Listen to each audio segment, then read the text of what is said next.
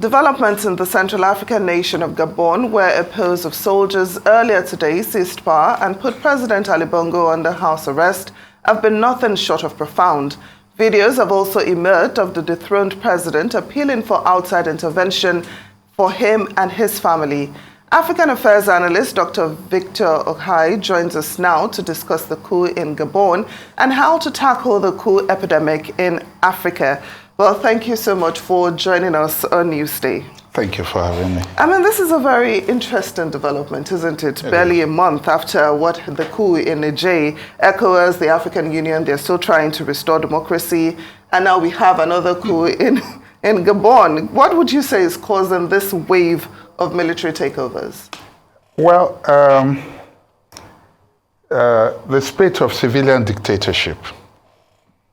And I think it's important to state that the Bongo family has been in power for 56 years. 56 years.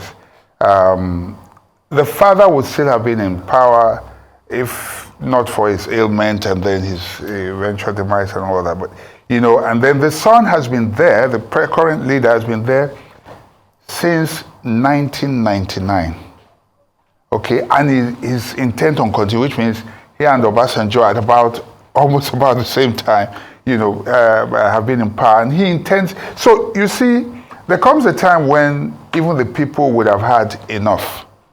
You know, ordinarily, Gabon is one of the stabler, the more stable democracies, you know, on the continent. They have a stable and growing economy as well, but when, and I keep using the word, when a dictator insists that, you know, it must always be his way or the highway, this is what you get. The last election just opened up, the election that was just concluded a couple of days ago was the last straw. First of all, foreign observers, which is why I find interesting the fact that he's making an appeal.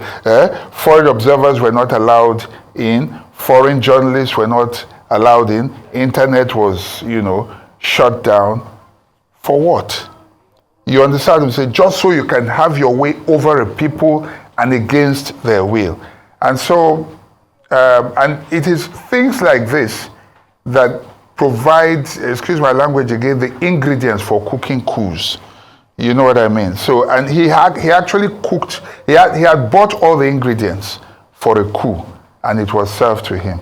And that's what happens to civilian dictators and people who insist on having their way over the will of the people. And the fact that they've been releasing videos of Gabonese citizens running into the streets celebrating as news of the coup broke out, it just piggybacks on what you were saying, you know, this irresponsible government. Truth is, coup plotters derive their oxygen from the heartbeat of the people. Yeah. Did you hear what I said? It depends on the pulse of the people. You know, coup plotters would usually, and if you notice, when coups don't succeed, we have often said that if you look at the history of Gabon, this is like the third coup. It's been stable for over a period of time. The first one was in 1964, and in that coup, there was an immediate reinstatement because France had an interest. Mba at the time was their president, and then when the coup happened, the French just went in immediately and restored him. 2019, the just deposed president's father was in a vegetative state. He had stroke. He was not even in the country. I don't know if you saw videos at the time of the man moving like, and it was so embarrassing. The French were propping him up, keeping him. That coup did not succeed also because of the French. Excuse my, I mean, we keep coming back to this, but it looks like the one thing that we have common running through this time around is, you know, the imposition of the French over the will of the people, okay? And that's not democracy. Democracy derives from the people. Democracy does not derive from external forces. And so that's what you find. So this had to succeed, or this, I don't know, it's early days yet, but so far, you can see that the people are clearly very happy about it and they're behind him. And I can assure you that nobody, he's asking people to make noise. He has shut down the noisemakers. He has taken the internet from them. Those who should make noise for him, he has literally shut their mouths. So now there's no voice to speak for him. But then I'm wondering, what impact this coup would have on France's relations with its former colonies, especially as it seems its influence and interest in Africa are now being undermined, by this wave of military takeovers. If you're talking about the friends, that will come to their rescue, will France be one of them, considering the roles they've played in the past?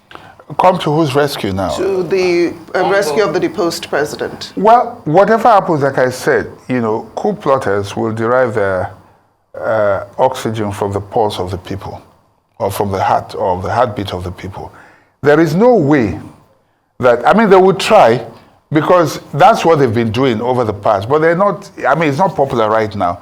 France is persona non grata right now. The name is, even if they don't like Russia and Bongo, they will go and, I'm saying Bongo in Gabon, they will go and get Russian flag, whatever that means. I think it's just a metaphor for their newfound freedom, not necessarily a newfound love for any of these other countries, but just a way of saying, look, enough is enough. France will attempt, and there's something I suspect that may happen.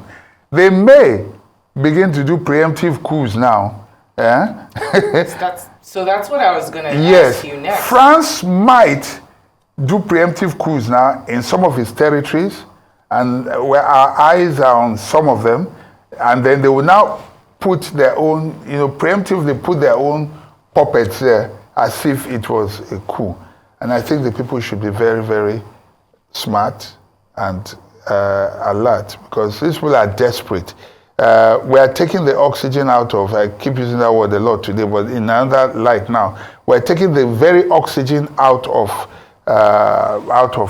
France, and they desperately need to breathe. Africa has been their lifeline, and it's not going to be easy for them to let go. It's going to be a hard fight, a long drawn fight, but so far the people seem to be winning. And what should the leaders of West African nations be keeping at the back of their mind right now? Just like you said, there could be a preemptive situation where some of these former colonial powers decided they want to place someone that is easier to deal with.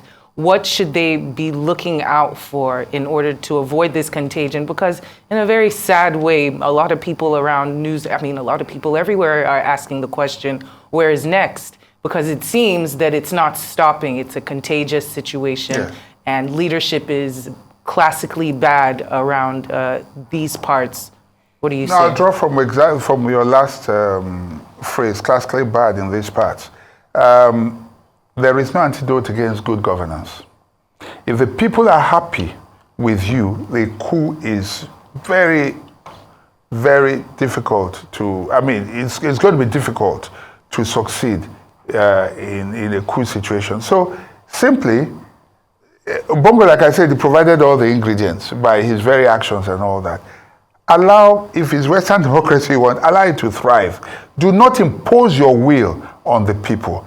Bad governance, corruption, and imposition, either by the leaders themselves or by the West, over the will of the people, is a panacea for coups. So the best thing to do is, rule your people well, avoid corruption, and do not let the people draw your oxygen from the people, not from external forces.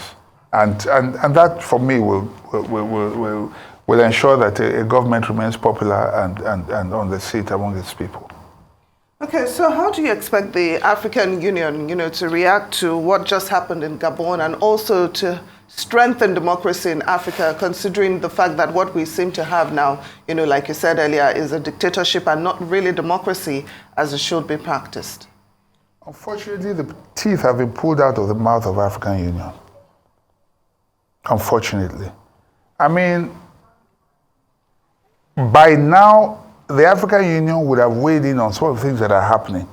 But they all happen to be a bunch of, excuse my language, people, I won't use word, let me not use the word corrupt loosely, but compromised leaders. A lot of them. Many of them are puppets, you know, and so they take their dictation from somewhere other than Africa. And so because of that, they can't even talk. Right now, what are they going to do? They should have, I mean, they don't even have credibility anymore. It's so unfortunate. So this is why the people are, you know, seizing the gauntlet now, taking, deciding to just do things on their own. As you can see, in Niger, the people are with the administration. And I keep saying, and I'll keep repeating it, I do not support military coup. I do not think the army is the best way. But it does appear like that is the only way to reset civilian dictatorship. Because for me, civilian dictatorship is the worst form of government. Not even the military. Because the military will come, they will go. But civilian dictators will have an appearance of a democracy, and they are the worst type of people, you know. So there's a reset right now, but that power is being drawn from the people. In Niger, you can see how the people are supporting them. I keep calling them Bongo. In Gabon, you can see that the people are also happy to be free. I don't want to begin to mention names, but it's obvious that there are some other African countries where some ancient lifelong rulers. Yes, I was say ancient and modern leaders. You know, stay put dictators. Yeah. You know, those civilian dictators. We still have a few of them, and they may have to go very, very soon. Dr. Okhai, speaking of having to go, we have to go. Thank you so much for this conversation, and of course we continue to monitor the developments. Thank you.